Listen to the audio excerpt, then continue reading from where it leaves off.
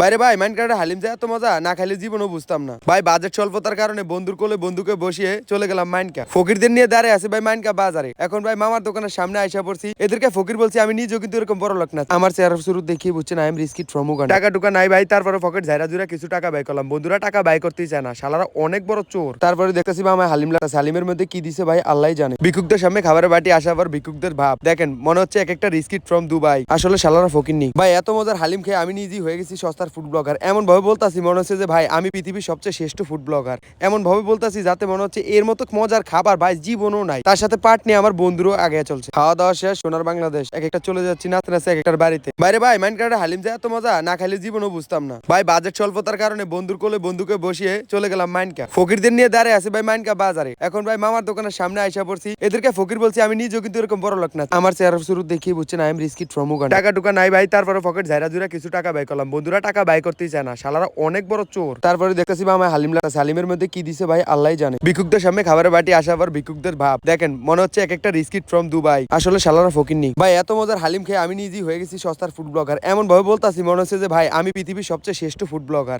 এমন ভাবে বলতাছি যাতে মনে হচ্ছে এর মতো মজার খাবার ভাই জীবনও নাই। তার সাথে পাট নিয়ে আমার বন্ধুরও আগে চলছে। খাওয়া দাওয়া শেষ, সোনার বাংলাদেশ এক একটা চলে যাচ্ছি নাচতে নাচতে এক একটার বাড়িতে।